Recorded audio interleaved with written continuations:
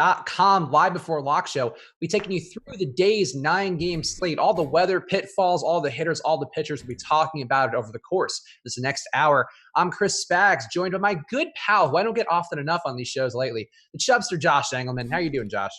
I'm a little bruised up. Took a beating on that early slate, thanks to the Braves. So kudos, Atlanta. I'm wearing my Braves shirt right now just to represent, but they represented a nice beating to my wallet. But otherwise, I'm good. What's going on, man? Nothing. I'm ready for this. And also, oh crap, I didn't pull up the British Open thing. I wanted to get that plug done up front, and tell you what, I did not have it handy at all. But we do have a contest going on right now on our Twitter handle, or if you go, you win 3 months free of Osmo Plus. All you have to do is guess the golfer who wins the British Open, or the Open, I guess we're calling it, with a cute little graphic as well, who wins the Open and their final score. If you do both those things on the @Osmo_com Twitter handle, you'll be winning a free 3 months of Osmo Plus, a $210 value. So go check that out right now. Check out the pinned tweet on the @Osmo_com handle and go see whatever you have to do there. They'll give you all the details you need to know to win that free 3 months of Osmo Plus. Josh, are you playing the Open? You doing a little golf for yourself? I certainly am. I have all of my data ready to go, but I still need to listen to Ben Rossa and Jason Roslin tonight at 9 p.m. live before lock, Open Championship edition, which I will be producing. Lock is at like 1:30 in the morning or something like that because we're across the pond. So yeah, I'm in. I'm 100% in. I've been playing a lot of golf lately.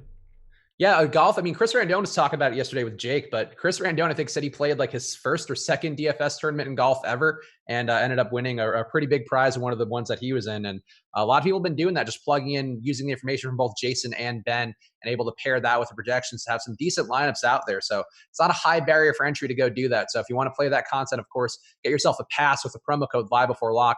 Get half off your first month of Osmo Plus as well if you want to go play the Open yourself. All right, let's talk about this. Also, one guy in the chat. So we're opening up with some positivity in the chat right now, which I personally appreciate. Terry Wilson Jr. in all caps. I'm going to win tonight. I win every night Josh is on. So you're that guy's good luck charm. Well, that's kind of fun. Maybe I should be on here more often. Maybe just for Terry Wilson Jr. He's the one who needs it the most. And meanwhile, your arch nemesis also in the chat. Everybody popping up at once. Yeah, don't know who you're talking about. No, arch nemesis might be a little bit too high of a bar there. Let's talk about the pitchers up front, Josh, because we do have some, I guess, an interesting pitching slate. I think one guy looks particularly obvious industry-wide. It's going to be owned everywhere. So let's talk about him up front here. Mike Clevinger. Really no downsides to him overall, I think, in this spot. I think the one thing you can point to is looking at his numbers this year compared to going back to last season. Maybe he's just been a little bit too good in a limited 2019 sample size where he's faced 116 batters so far. But he does look really strong. Mike Clevinger has a 40% K rate on the year. It's given up not a lot of hard contact, a 16.4% swing strike rate. Guys not hitting against him either with a 173 batting average allowed. Clevinger looks good. Detroit looks bad. I really am inclined to at least match the field on him. But what are you doing with Mike Clevinger today? So I assume that I would just be smashing him. It didn't even cross my mind that it would be something else. I ran a DK crunch right before we started this show, and I got just under 30%, and I was very, very, very surprised by that.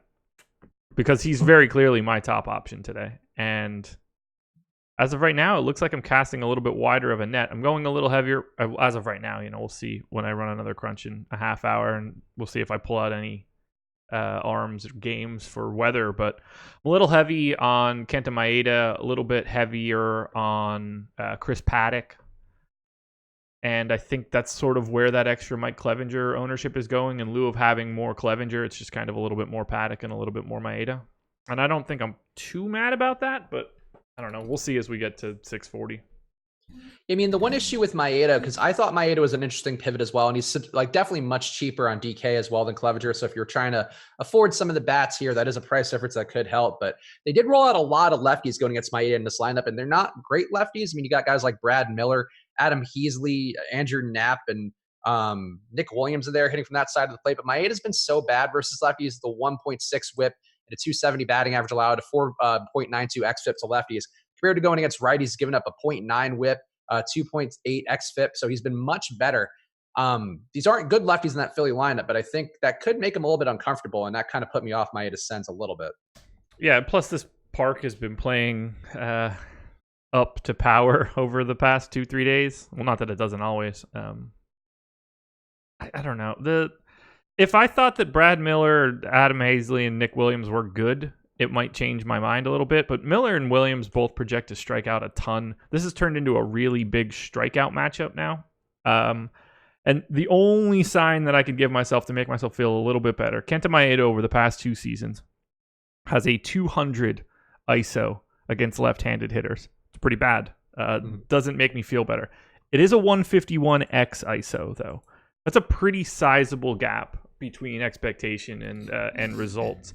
If it's 150, like if the regular ISO just said 151, I'd be like, okay, yeah, of course he's worse against lefties. That makes some sense. So I'm hoping that it's just been a blip and that Maeda can roll today. But if Nick Williams or Brad Miller puts one in the cheap seats, I'm not surprised by that. Both guys have some pop. Yeah, I think there's just enough pause there for me where I'll have some Maeda, and I think I'll probably end up with the field here. He's got 16% projected ownership on DraftKings right now. That's where I anticipate I'll end up, and not a great projection for him either on our site. So yeah, I don't mind Maeda, but I think if you're looking at pivots there, he's certainly one to Clevenger who jumps out.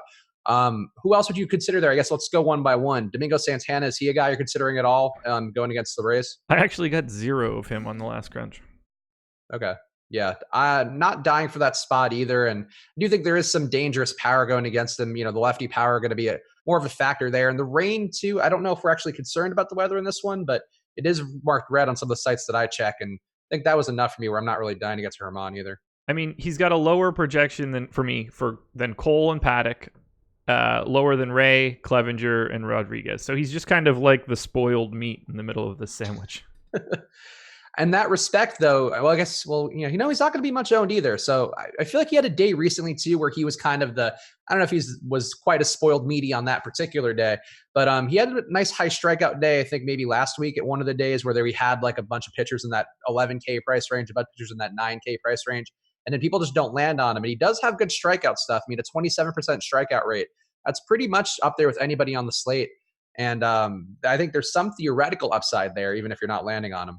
Yeah, to be fair, he's good. Like it's not that I think that he's a bad pitcher. It just so happens to be a slate where he's priced in a way that he's in the middle of a group of very similar guys and he's just like a hair behind them. And at that point, once you start stacking up names and you become 6th of 6th, even if you are like there might only be 6 good arms on this entire slate, ignoring salary, he just happens to be the lowest one. And that kind of makes it tough because then by that point, you're already making changes to your lineup construction because of salary and getting to a Jesse Chavez or a Nick Pivetta or something like that. Yeah, a lot of Jesse Chavez for me, which I don't like, but we'll talk about that. I guess actually before we go too deep into the pitching, one thing which I'm going to ask you now, weather-wise, is there anything you're currently avoiding or are you just playing it straight until we get some more news? Right now, I think that I'm just playing it straight, but I don't really know what I should do. There's so much grossness in the Northeast, Yankees, Phillies, Orioles, Boston, that I don't really feel comfortable picking one and like pulling it out unless Alex comes out and says, like, get that shit out of there. Right. And even he did on the Deeper Dive show before this, which you should be watching, especially Mondays to Wednesdays, because Alex is on there all those days as well. He did had one opinion on Boston and then had another opinion as the show went on. And that seems like the weather rate that's going on right now where things are changing by the minute for some of these games. And it worries me because these are, I think to me, the most appealing games are all the weather concerned games. Like I'd love to have the Dodgers today against Pivetta. I would love to have, I guess maybe not the Yankees so much. Love to have Boston against Sanchez. But these games are not super confident right now. And I'm really not trying to get that postponed alert where I have all these guys in my lineups. Yeah, I have 21% Dodgers right now. So I hear you on that one.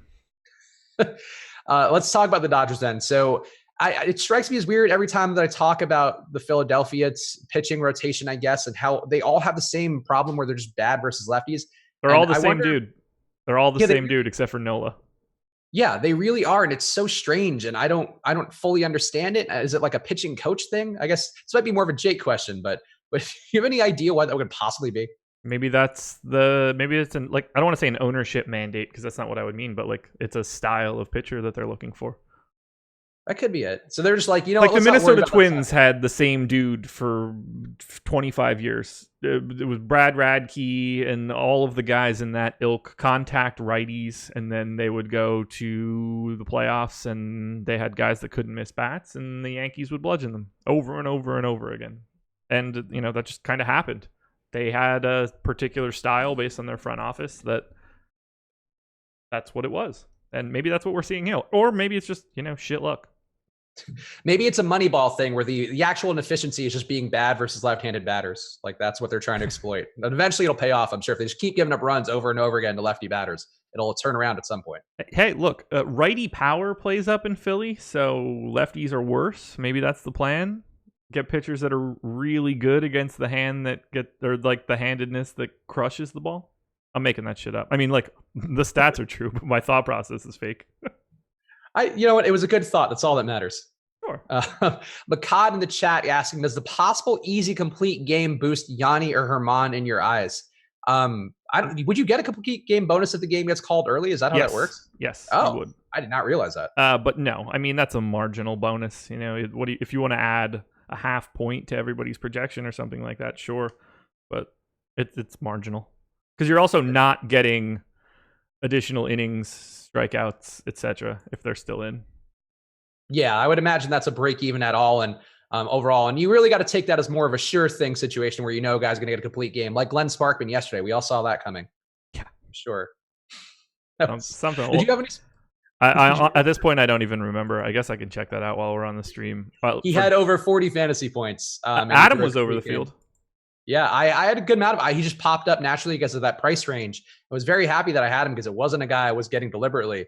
But that worked out well because that was the most random 40-plus fantasy point day I think that we've had so far, at least in the last month or so. I assume I didn't have him because I got completely assaulted yesterday. So I had a couple lineups that broke free, which is what I'm trying to do. I was talking to a Jake about it, and my randomness is now flying off the charts after watching some of Alex's videos with Chris Randone. There you go. So we're either having great days or we're having real days where I'm like, I don't even know how this lineup came about. I had 4% Sparkman.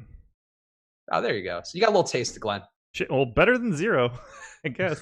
You got to have, whenever Glenn Sparkman's on a slate, just make sure you get a little pinch in there, just a little taste. All right, who else at pitch? I guess let's talk Jesse Chavez and jump around a little bit here because Jesse Chavez is a guy who I think is going to occur a lot for people who are using our projections at awesemo.com or just in general because the savings for Jesse Chavez are so high and Arizona is really not that good. But Jesse Chavez's projected point total, we have him at 10 points. So on DraftKings, where he's 4,100, he's getting you more than 2x value. But does he have a lot of upside in a 95-degree day, 96-degree day in Texas? I'm not so confident in that, but I do have some Chavez and I don't feel great about it. How much Chavez do you see yourself landing on? And I guess, would you play him anywhere besides DK? No, I would not play him anywhere besides DK. I mean, if I got if you were able to play 150 lineups on Yahoo, you would certainly get to him a little bit. In 10, I probably don't need to. But on DK, I'll be right around the field. The more appealing piece in this game for me then is to get to Diamondbacks bats. And that's more of a DraftKings thing than a FanDuel thing. They're not really getting owned on DK. I don't know if it's a price thing or a lineup construction thing or what. But right now I have roughly 20% Chavez, but I also have a very heavy amount over the field, more than double the field of the Diamondbacks. So I'm trying to play both sides of the fence. Yeah, I want to get some Diamondbacks in there. They're not naturally occurring for me with our projections, but I think in my last few lineups that I put in through the course of the show, I definitely want to get some in there because I agree that's sort of the one obvious leverage spot to attack based on ownership today. I mean, yeah, you could go against Mike Clevinger, but I really am team Clevinger today. Like just what he's doing seems really sustainable other than just him maybe regressing to the mean a little bit, but that matchup seems too good. And in terms of other chalk, I mean, going against Trevor Richards with San Diego, that seems like an option that could be appealing, but for just about the same ownership on DraftKings going against Chavez, it seems like a more obvious leverage given the matchups and all that. Yeah, I don't disagree. I was like on FanDuel, they're getting a lot of ownership, so I'm a little bit less intrigued. On the last update that we had, I don't know if we've had an ownership update in the past couple minutes, but the Diamondbacks were essentially the second highest owned team on FanDuel. On DraftKings, they have like a third of that ownership, so I won't get there on FanDuel in that same way, but on DK, that seems like a decent leverage spot. We also literally just got an ownership update 1 minute ago. So I was on the same one, but now I'm pasting this one in. But also, if you want to get in there, of course, get the ownership projections, which we talk about on every show on this channel. Use that promo code live before lock right now. Get in there, get half off your first month, and you can play along with us, which is really the goal here. It's the take home version of the game. You can do yourself by having an Osmo Plus membership. Also, projections got updated. Okay, everything's getting updated at once. So the elves behind the scenes are working full bore at any given moment, making sure things are running okay.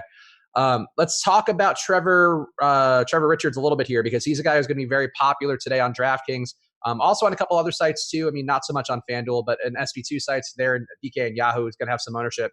A guy who's not the most exciting and really hasn't looked that good on the year, going against a San Diego team who has a ton of power, but also a good amount of strikeouts. What are you doing with Trevor Richards? Is he a guy you're getting to, or are you trying to go against him? Yeah, I'm right around the field on Richards right now. Just being able to get into this park, every single game today just feels like it's ignoring the weather, it's got like a 10 plus total and it's a bandbox, and then you get to Marlins Padres and the total's all tiny and they're playing in shitty Miami Park. That's an incredible pitcher's park. Padres project to strike out a ton, and you're just like, okay, Trevor Richards is a fully functional, solid MLB pitcher against the Padres, a bunch of righties, the ability to strike them out. I get why he's popular. 30% is a shit ton of Trevor Richards, but at the same time, what else are you going to do? Like, I guess that I have a little bit of interest in the Padres, and I'll probably come in over the field just because, you know, the Machado, Reyes, Renfroe trio. I mean, that's just some really massive power. I didn't even mention Tatis, big time power. Like, the righties can get it there. We're not going to be these aren't the type of guys that are just hitting balls slightly over the fence. So I see some ability for leverage on Richards, but I can't get too crazy because this ballpark sucks for offense.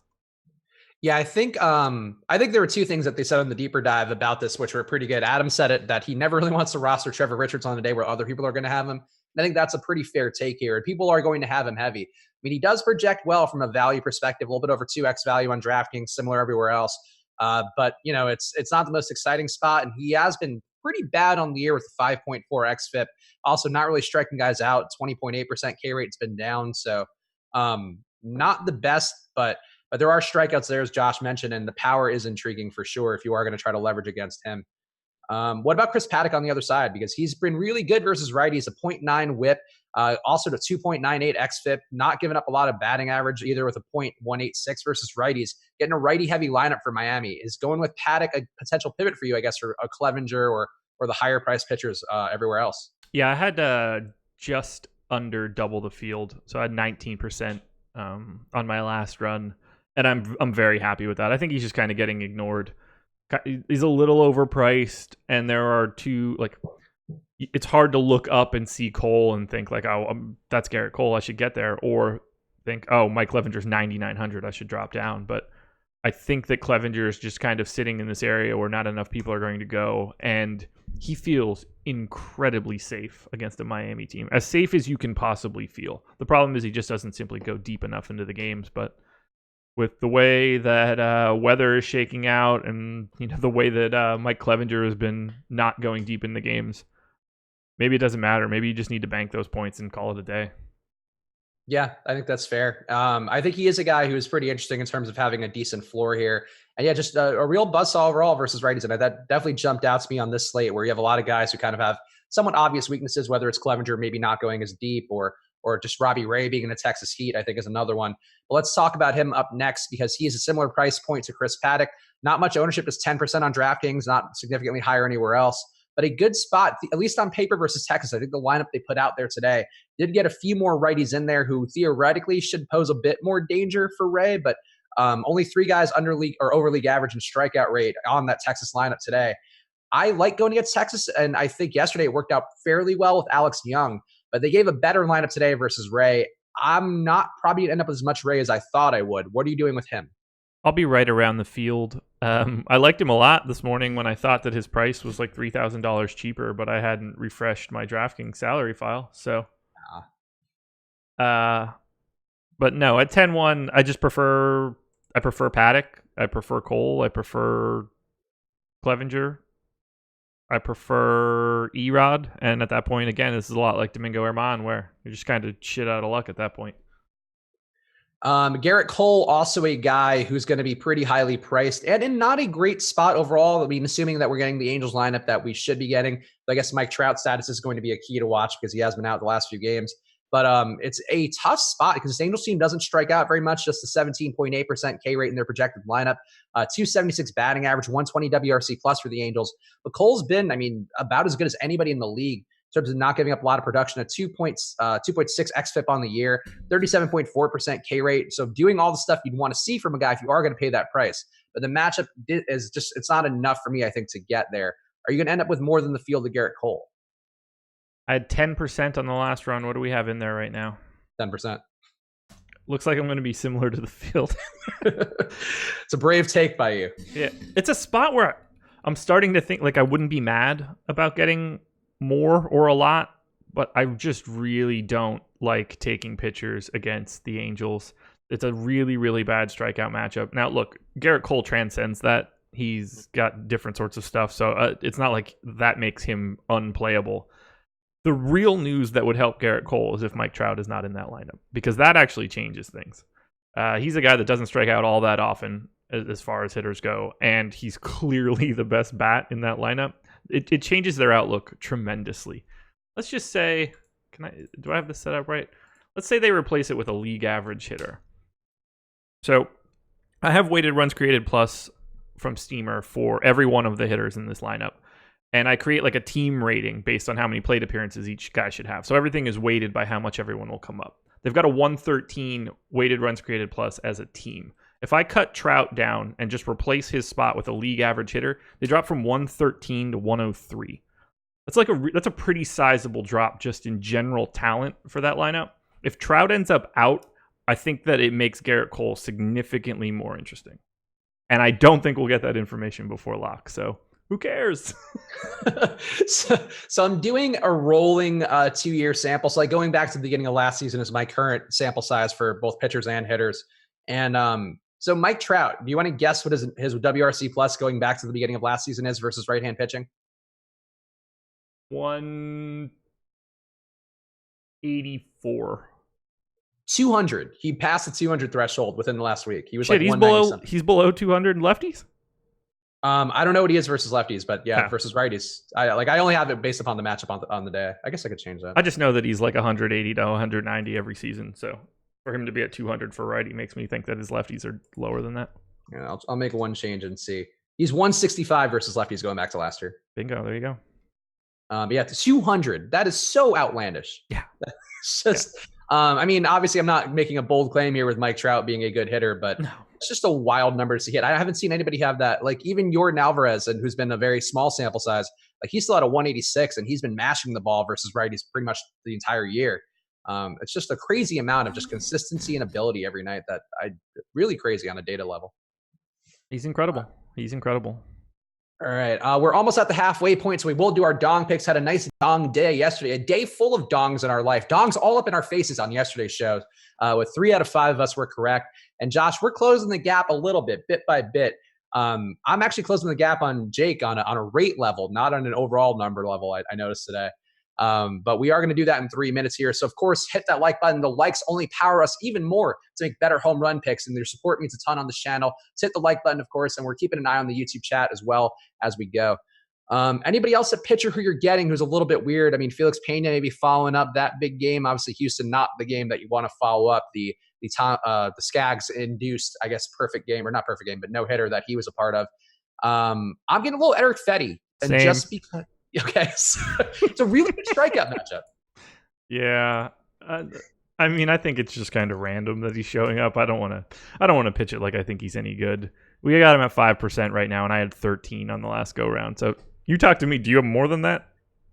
I did force him in because he doesn't project super well. And let me see right now. So I've got 12 final lineups in my crunch, and how many of them have Fetty? So 25% of this. So I have 3 Fetty lineups out of a max 20 I'm doing today. Ooh. So that's enough. I might get a little more in there. So the thing for me that jumps out, Baltimore strikeouts, 7 guys over league average in strikeouts in that lineup. Obviously, the weather, the park, not going to help Fetty out. Fetty's also just been so bad that it seems like maybe he's due to positively regress a little bit. He's got a 13% strikeout rate on the year. And going back to last season, he's at a 17.5%. So still under league average, but that's a 5% drop. And he hasn't actually been bad. He's actually been lucky this year with a 260 BABIP. So I don't know, just due for something, it seems. I'm not going to be happy with any part of that. But look, when push comes to shove, he's facing the Orioles and they stink. Remember when we talked about how I had the Angels at 113 and just taking Trout out drops them to 103? Mm-hmm. Yeah, I have the Orioles at 87. So, yeah, not a good team. I mean, if you are going to go with Eric Fetty, I think today is the day to go to Eric Fetty out of all the days in the world. If it's the Orioles, I'd be willing to roster Fetty Wap. He probably doesn't have great vision on those throws. He does not. He's going to have some trouble with pickoffs if anybody gets on first. But yeah, so Fetty is a guy. I think, too, the logic to go to him is a little bit more sound today because he's still cheap, but he's not, he's not as cheap as Jesse Chavez. So you're not getting quite as much of a discount. But if Chavez gets blown up, and I think Fetty's just competent and he happens to luck upon a 20-point day, I think that's a pretty big difference maker in lineups with how chalky Chavez is and how nobody's going to be on Fetty for the most part. Yeah, if he's going to be 5%, I'm certainly not upset about it, but it's not like I'm expecting big things here. Yep, I think that's probably the right way to approach it overall. All right, it is that time. So let's do this game, this whole little game of ours, the Dong Pick game. On the year, in first place, your old pal Emac, 20 total dongs, 19 correct picks. Also tied for the most picks overall with 72. So still a strong rate though, but Emac's been stepping up to the plate and knocking them out both equally. Jake just behind Emac with 17 total dongs and 16 correct picks. I've got 14 total dongs and 13 correct picks. And Josh, you are bringing up the rear just behind me. You are still sniffing all the farts. Actually getting closer to sniff even more farts with how close you are now with 12 correct picks and 13 total dongs. So Josh, what's the fart win giving you today? I really enjoyed that. I'm here for you. I'm sarcastic there. I did not enjoy it one bit. So I have gone back to back. Max Muncy, Juan Soto. As has Emac, unfortunately, with Bellinger and Matt Adams. So that's not fun. Can I wait until Emac makes his pick so that I can troll his pick? Because that has worked the past 2 days. Okay, that seems like a fair one. No, I'm not going to do that. I'm a man. Okay, I don't need Eric to lead me to glory. I will take Anthony Rendon. Oh, okay. Rendon is 16th in my model. Fantastic park factors. Obviously, Aaron Brooks stinks. And he's got a 209 x-ISO over the past 2 seasons for right-handed hitters. Put one in the cheap seats, Anthony. You and your 300 ISO this season. The weather kind of makes this one tough today, I feel like. Yeah, I mean, I would have had to pick between... We'd be lopping off 8 teams, and a lot of those guys are guys that have home run power. Okay, so... I was like, shit, Dodgers, Yankees, no. Phillies, no. I mean, Dodgers, Yankees, Phillies, Yankees, Nats, Phillies. That's the top whatever of my list. Yeah, I think that's fair. I'm going to play it safe, actually, and I'm going to go... Actually, should I play it? How safe do I want to play it? Yeah, you know what? Turnbull has actually given up too many home runs, so I'm not going to go to Cleveland. I'm going to go to Kansas City, going against Ivan Nova. And hold on. Rays, Yankees postponed. Oh,